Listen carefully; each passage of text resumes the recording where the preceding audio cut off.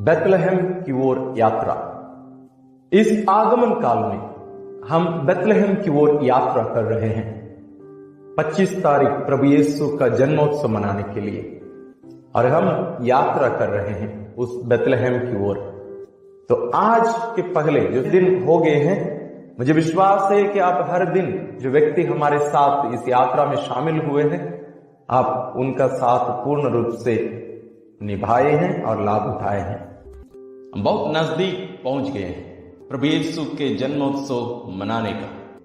मुझे विश्वास है कि आपके हृदय में आनंद और खुशी उमड़ पड़ रहा है, क्योंकि जिन महान व्यक्तियों के साथ हम यात्रा करते हुए की यात्रा हम पूरी कर लिए हैं, जरूर उनका आनंद आपके मन में जरूर आप अनुभव करते होंगे। और आज हमारे साथ में हमारी इस यात्रा में हमारी मदद करने के लिए हमसे जुड़ रहे हैं महान पुरुष। इनसे बड़े कोई स्त्री से उत्पन्न नहीं हुआ है, और ये ऐसे एक व्यक्ति हैं प्रभु यीशु के बाद जिनका जन्म कलीसिया में मनाया जाता है, और इनके जन्म के बारे में हम वचन में बाइबल में नए विधान में पढ़ते हैं, और वो है संत योहन बपतिस्ता। संत योहन बपतिस्ता नए और पुराने विधान दोनों को जोड़ने वाला। पुराने विधान में इनके पहले जितने भी नबी आए थे, उनमें से सबसे महान नबी कहलाते हैं, ये स्वयं यीशु का कथन है। साथ ही अंतिम में इनके पहले 400 साल पहले ही आखिरी नबी उत्पन्न हुए। तो 400 साल के उस मौन के बाद एक आवाज सुनाई देती है, जैसे संत योहन स्वयं अपने बारे में बताते हैं, मैं वो आवाज हूं, निर्जन प्रदेश में सुनाई देने वाली वो आवाज। यह है योहन बपतिस्ता। इनके बारे में हम जरूर जानते हैं। हम इनके माता पिता के साथ पिछले 2 दिन यात्रा कर चुके हैं। आइए हम इनके बारे में हम थोड़ा सा और गहराई से मनन चिंतन करें। संत योहन बपतिस्ता जकरियस और एलिजबेथ के बुढ़ापे में तोहफे के रूप में मिला वाला परम प्रिय पुत्र है। ये ऐसे एक महान व्यक्ति हैं जो प्रभु यीशु को मां के गर्भ से ही पहचान लिया, और न केवल पहचाने, उनकी घोषणा भी की। यह कैसे संभव हुआ?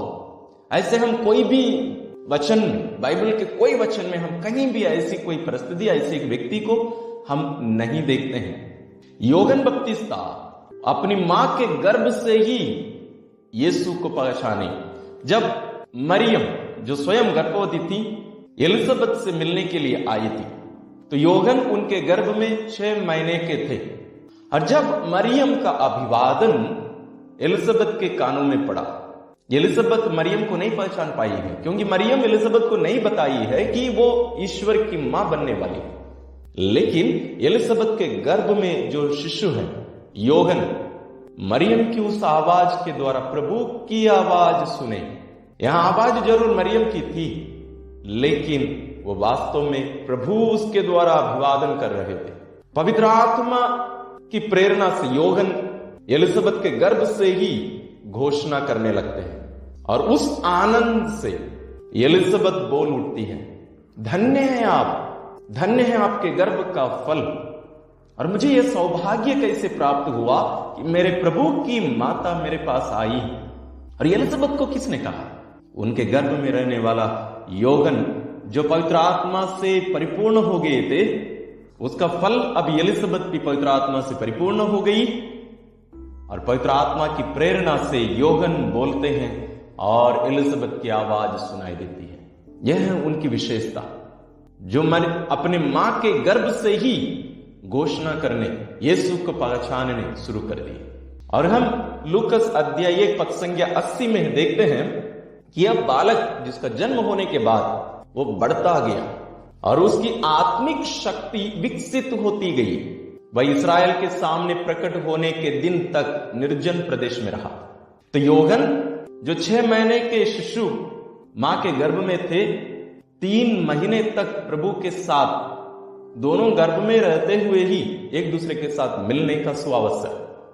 उसके बाद हमें मालूम नहीं कि योहन के माता पिता कितने साल तक जीवित रहे, बल्कि यह जरूर योहन के जन्म के बाद ज्यादा दिन नहीं रहे होंगे, लेकिन इस वचन में हमें स्पष्ट बताया गया है कि योहन निर्जन प्रदेश में ज्यादा रहा करते थे।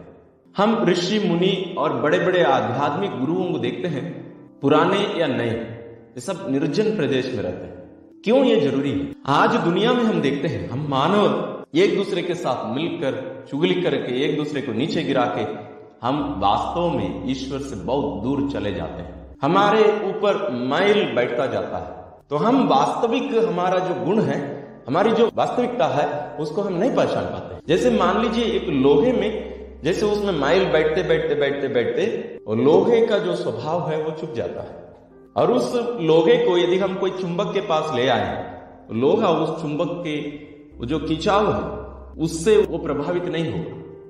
लेकिन जो व्यक्ति निर्जन प्रदेश में रहते हैं, मनुष्यों से दूर ईश्वर से जुड़े रहते हैं, वो उस शुद्ध लोहे के समान रहे, हमेशा उस चुंबक के जो खिंचाव है उससे प्रभावित होकर तुरंत जाके उससे जुड़ जाते। योहन वो वैसे एक व्यक्ति थे, इसलिए वो निर्जन प्रदेश में रहकर ईश्वर से जुड़े रहे। इसका प्रभाव हम उनके प्रवचन और लोगों के ईश्वर की ओर खींच लेके आने और यीशु के लिए जो स्थान या रास्ता तैयार करने की जो प्रक्रिया है, जिसको हम बाइबल में देखते हैं, उसमें वो दिखता है। और यह एक दोस्त है, अपने आप को वर्ग मित्र के रूप में, दोस्त के रूप में ये अपने आप को प्रकट करते हैं। योहन अध्याय 3 पद संख्या 27 से 30 में हम पढ़ते हैं, योहन के पास लोग आकर पूछने लगे कि आप कौन हैं, और आपके साथ जो थे वहां जिनको आप बपतिस्मा दिए वह भी आपसे ज्यादा प्रभावशाली हो रहे हैं। तो जवाब क्या देते हैं? मनुष्य को वही प्राप्त हो सकता है जो उसे स्वर्ग की ओर से दिया जाए। तुम लोग स्वयं साक्षी हो कि मैंने ये कहा है, मैं मसीह नहीं हूं, मैं तो उनका अग्रदूत हूं।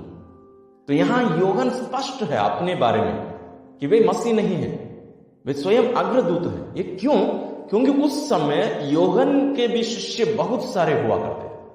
यीशु बहुत देरी से ही अपना कार्यकाल शुरू किए, लेकिन योहन को हम देखते हैं, योहन पहले से ही वहां प्रभावशाली एक गुरु के रूप में, एक नबी के रूप में वहां देखे गए थे। तो लोग इनके साथ हुए, बहुत सारे शिष्य थे। तो हम बीच बीच में कहीं बाइबल में भी पढ़ते हैं, योहन और यीशु के शिष्यों के बीच में भी कुछ तनाव रहा करता था। और आगे योहन कहते हैं, वधु वर की होती है, परंतु वर का मित्र जो साथ रहकर वर को सुनता है, उसकी वाणी पर आनंदित हो उठता है। देखिए, उसकी वाणी पर आनंदित हो उठता है। वर का मित्र वर के साथ रहने से ही आनंद है। और थोड़ी देर पहले जो हम घटना देखे थे, मरियम के द्वारा यीशु की आवाज सुनकर योहन आनंदित हो उठे थे, और अभी उस प्रभु की आवाज, उस व्यक्तिगत रूप से प्रभु यहां अभी उनकी आवाज योहन सुन पा रहे हैं, अभी वो आनंदित हो उठते हैं। और आगे कहते हैं, मेरा आनंद ऐसा ही है और अब वह परिपूर्ण है, मुझे और कोई चीज नहीं चाहिए। मैं वही आवाज इनके लिए रास्ता तैयार करने के लिए आया, और इन्हें अभी मैं देख लिया हूं और अभी मैं उनकी सुन रहा हूं, मुझे और कुछ नहीं चाहिए। जो आनंद प्रारंभ हुआ मां के गर्भ में मिलने, वो आज परिपूर्ण हो गया। और इसलिए योहन कहते हैं, अभी मेरा समय आ गया है, मेरा समय आ गया है जाने का। अभी वो बढ़ता जाए, मैं घटता जाऊं, ये मेरा समय है। क्रिस्तीय जीवन यही है, बपतिस्मा संस्कार यही है, जहां हम प्रभु के साथ मरकर उनके साथ दफनाए जाकर हम पुनर्जीवित हो उठते हैं एक नई प्राणी के रूप में, यीशु को धारण करके। तो हमें भी संत पौलुस के समान हमें बोलना चाहिए कि अब मैं नहीं, प्रभु मुझ में जीवित है। प्रभु बढ़ते जाए और मैं घटता जाऊं। बेथलेहम की ओर हमारी जो यात्रा है, यह भी यही है, हम घटते जा रहे हैं। ये यात्रा हम पूरा कर चुकने के बाद यदि हम घटते नहीं गए हैं और प्रभु हमें बढ़ते नहीं गए हैं, तो शायद हमारी यह यात्रा सफल नहीं रही है। और आगे योहन कहते हैं, एक नम्र व्यक्ति के रूप में, वो एक बहुत नम्र व्यक्ति है। ये नम्र होने का मतलब ये नहीं है कि अपने आप को बहुत छोटा मानना, महसूस करना, बल्कि यह है कि अपने आप को ईश्वर के साथ संबंध में देखना। ईश्वर सर्वशक्तिमान मुझे बनाए हैं, जरूर मैं महान हूं, लेकिन मुझसे वो महान है। मैं उनकी दृष्टि से अपने आप को देखता, वो है वो नम्रता का कारण। और योहन इसलिए नम्र रह पाए, इसलिए वो किसी मनुष्य से डरे नहीं, घबराए नहीं गए। राजा उनको मारना चाह रहे थे, फिर भी वो उसी विश्वास और भरोसे के साथ, वही आनंद और खुशी के साथ वो यीशु की घोषणा करते रहे, सच्चाई का साक्ष्य देते रहे, मरते दम तक उसी में ही वो बने रहे। उसका कारण यही था, वो अपने आप को पहचान लिए थे। उसको मालूम था कि मुझे कोई कुछ नहीं कर सकता। और इससे आगे बढ़कर वो कहते हैं, मैं उस महान प्रभुवर के सेवक बनने केवल नहीं, एक दास बनने का भी मैं योग्य नहीं हूं। यीशु के समय में, उनके जीवन काल में बहुत सारे दास दासी हुआ करते थे।